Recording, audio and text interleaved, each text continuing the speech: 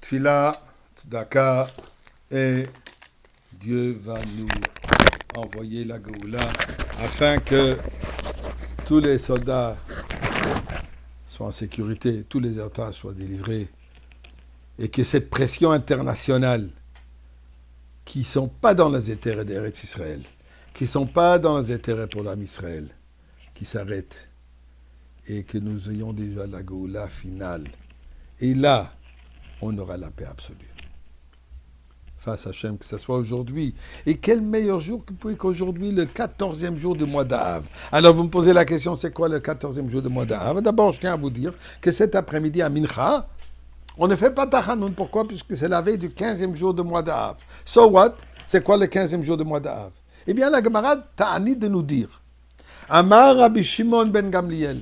Rabbi Shimon ben Gamliel de nous dire Lo hayu yamim tovim li Israël k'chamisha asar ba'av uchiyom ha'kippurim. Il n'y avait pas une journée aussi joyeuse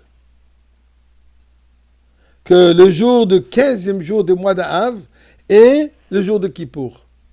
Ce soir, c'est le 15e jour du mois d'Av. Mais qu'est-ce qu'il y a le 15e jour du mois d'Av?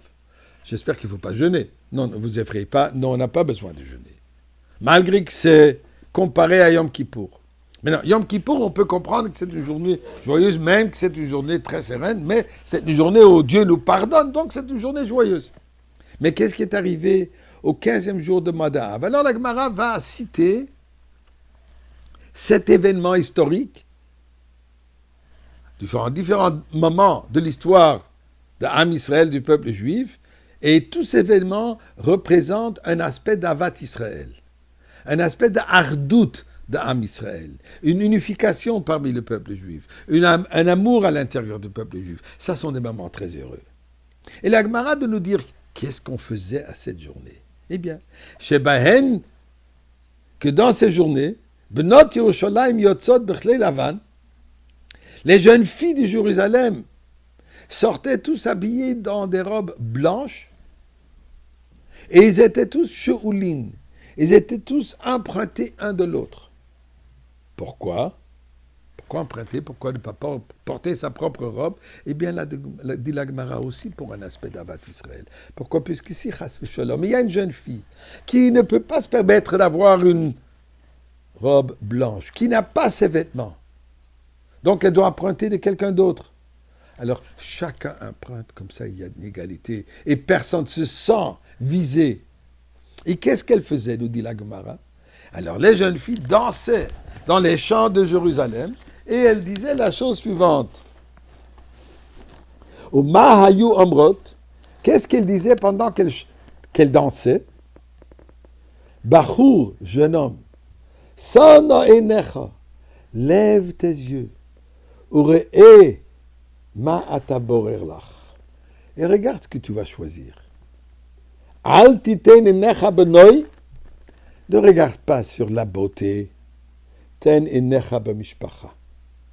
Regarde la famille. Regarde les qualités. Comme le pasuk de nous dire, on dit ça tous les vendredis soirs, avant qu'il douche, Eshet Chayil, Sheker achen vehevel ayofi, Isha yirat Hashem hitit halal.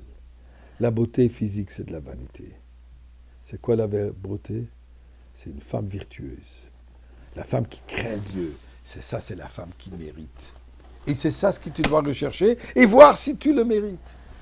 Eh bien, le rabbi nous dit la chose suivante, que ceci n'est pas seulement une bonne astuce pour trouver un bon chidour pour tout le monde. Ça va beaucoup plus profond.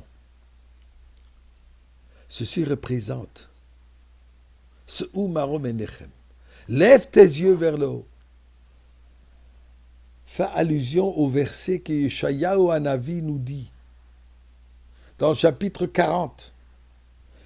Verset 26, il dit, 26 qui est Yudke Vavke, 40 qui est Bina, la compréhension. Donc, bien comprendre l'aspect divin de notre existence. Elle dit, lève tes yeux vers le haut et vois qui a créé tout ça. Que le jeune homme regarde quand il cherche une épouse. Regarde qui est le créateur du monde. Qui est le créateur de cette jeune fille? C'est quoi le but du mariage? Ces qualités qu'elle possède dues à sa famille, étant donné qu'elle est une descendante de Sarah, Rivka, Rachel, Véléa, etc., de toutes les caniotes. D'où est-ce que tout cela provient? Tout cela provient d'Akadosh Baruch Hu. Alors quand le mariage il est basé sur ce concept, que tout cela provient d'Akadosh Baruch Hu, alors tout devient pour Akadosh Baruch Hu. Et là, ça devient un moment heureux. Et qu'est-ce qu'il y a de plus heureux que le 15e jour de mois d'Av, que représente cette reconnaissance de la présence divine dans tous les aspects de ma vie? C'est encore plus élevé qu'Yom Kippour. C'est vrai, le jour de Kippour, Dieu nous pardonne. Mais ce jour-ci, on intériorise Dieu dans tout notre aspect de notre vie. Alors commençons à danser, puisque ça nous amène le Beth Amikdash.